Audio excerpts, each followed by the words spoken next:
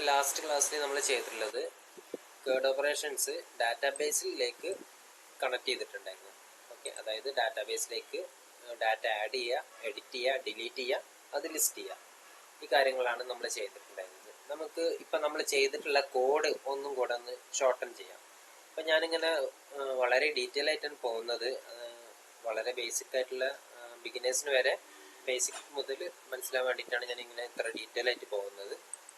Okay, final നമുക്ക് ഇത് ഒരു വൺസ് ഇത് നമ്മൾ മനസ്സിലാക്കി കഴിഞ്ഞാൽ ഇത് ചെയ്യാൻ എത്ര ടൈം എടുക്കും എന്നുള്ളത് നമുക്ക് ഫൈനൽ ഒന്ന് ചെക്ക് ചെയ്ത് നോക്കാം. ഓക്കെ, ഇതിനെ ഒന്നും കൂടെ സിംപ്ലിഫൈ ചെയ്യാൻ വേണ്ടിയിട്ട് ഞാൻ എന്ത് ചെയ്യുന്നുണ്ട്, ഇവിടെ മേലെ സീരിയലൈസർ ക്ലാസ് എന്നൊക്കെ പറഞ്ഞൊരു വേരിയബിൾ കൊടുത്തിട്ടുണ്ടില്ല. അതുപോലെ ഞാൻ മോഡൽ നെയിം എന്ന് പറഞ്ഞിട്ട് നമ്മളെ മെയിൻ മോഡൽ ഉണ്ടല്ലോ, ആ മോഡലിനെ ഈ മോഡൽ നെയിം എന്നുള്ള വേരിയബിളിലേക്ക് അസൈൻ ചെയ്യുന്നുണ്ട്. ഇനി നമുക്ക് എന്ത് ചെയ്യാൻ പറ്റും, ഈ ടു ഡു ഐറ്റം ഇത് മാറ്റിയിട്ട് എന്ത് ചെയ്യാൻ പറ്റും, സെൽഫ് ഡോട്ട് മോഡൽ നെയിം എന്ന് കൊടുത്താൽ മതി. അതായത് നമ്മൾ ഇതിനെയാണ് റെഫർ ചെയ്യുന്നത്. ഓക്കെ, ആക്ച്വലി അതെന്താണ് ടു ഡു ഐറ്റം എന്നുള്ളതാണ്. അപ്പോൾ നമുക്ക് ഈ ടു ഡു ഐറ്റം വരുന്നിടത്തൊക്കെ എന്ത് കൊടുക്കാൻ പറ്റും, സെൽഫ് ഡോട്ട് മോഡൽ നെയിം എന്നുള്ളത് കൊടുക്കാൻ പറ്റും. അവിടെ വേറെ ഇവിടെ വരുന്നുണ്ട്, പിന്നെ വരുന്നത് അവിടെയാണ്, ഇവിടെയാണ് വരുന്നത്. ഓക്കെ, ഇവിടെയൊക്കെ നമുക്ക് ഞാൻ എന്ത് ചെയ്ത് നമ്മുടെ ക്ലാസ്സിന് മോഡൽ നെയിം വെച്ചിട്ട് നമ്മൾ ആ മോഡൽ റീപ്ലേസ് ചെയ്തിട്ടുണ്ട്. പിന്നെ അതേപോലെ നമ്മൾ സീരിയലൈസർ ഞാൻ നിങ്ങൾക്ക് മനസ്സിലാൻ വേണ്ടിയിട്ടാണ് ഡീറ്റെയിൽ ആയിട്ട് ഇങ്ങനെ കൊടുത്തിട്ടുള്ളത്. അത് നമുക്ക് എന്ത് വെച്ചിട്ട് റീപ്ലേസ് ചെയ്യാൻ പറ്റും, സീരിയലൈസർ ക്ലാസ് എന്നുള്ളത് വെച്ചിട്ട് റീപ്ലേസ് ചെയ്യാൻ പറ്റും. അപ്പോൾ അവിടെ സെൽഫ് ഡോട്ട് സീരിയലൈസർ ക്ലാസ്. ഓക്കെ, ഇവിടെ സെൽഫ് ഡോട്ട് സീരിയലൈസർ ക്ലാസ് കൊടുക്കാം. ഓക്കെ, ഇപ്പം നമുക്ക് എന്തായി, ഇതിൻ്റെ ഉള്ളിലേക്കൊന്നും കോഡിന് ചേഞ്ച് നമുക്ക് വല്ല ലോജിക്കൊക്കെ എക്സ്പ്ലിസിറ്റ്ലി ചേഞ്ച് വരുത്തണമെന്നുണ്ടെങ്കിലൊക്കെ ഉള്ളൂ നമുക്ക് ഇതിൻ്റെ ഉള്ളിലേക്ക് വരേണ്ട ആവശ്യമുള്ളൂ.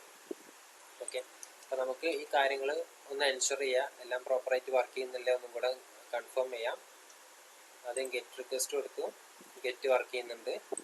ഇനി പോസ്റ്റ് ചെയ്യാൻ പോവാണ്, ഒരു ഡാറ്റ എൻ്റർ ചെയ്യാൻ പോവാണ്.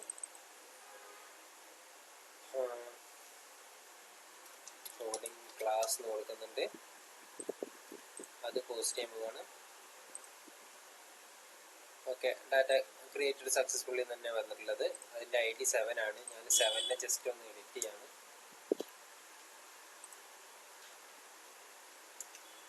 ഈവനിങ് കോഡിംഗ് ക്ലാസ് കൊടുക്കുകയാണ്. ഡാറ്റ അപ്ഡേറ്റഡ് സക്സസ്ഫുള്ളി എന്ന് വന്ന്. ഓക്കെ, അതിനർത്ഥം എന്താണ്, നമ്മളെ ലിസ്റ്റിങ്ങും ക്രിയേഷനും എഡിറ്റും വർക്ക് ആയിട്ടുണ്ട്. ഇനി നമുക്ക് ഡിലീറ്റ് ഒന്ന് നോക്കാം. ഡിലീറ്റ് ചെയ്യുന്നതുകൊണ്ട് നമുക്ക് ജസ്റ്റ് എല്ലാം ഒന്ന് ലിസ്റ്റ് ചെയ്യാം. ഇതിൽ ഈ 7th വൺ ഞാൻ ഡിലീറ്റ് ചെയ്യാൻ പോവാണ്. ID 7 ആക്കി. നമ്മൾ ശ്രദ്ധിക്കുക, ഗെറ്റ് കൊടുത്തു കഴിഞ്ഞിട്ടല്ല നമ്മൾ ചെയ്യേണ്ടത്, ഡിലീറ്റ് റിക്വസ്റ്റ് ആണ് വിടേണ്ടത്. ഡിലീറ്റിൽ ID 7 ആയിട്ട് കൊടുത്തു കഴിഞ്ഞാൽ 7 എന്നുള്ള ആ ഒരു എൻട്രി റിമൂവ് ആവും,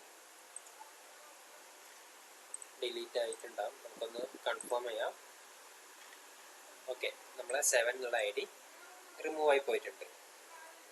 ഓക്കെ, ഇതാണ് നമ്മൾ എന്ത് ചെയ്തത്, കോഡ് ഒന്നും കൂടെ ഷോർട്ടൺ ചെയ്തിട്ടുണ്ട്.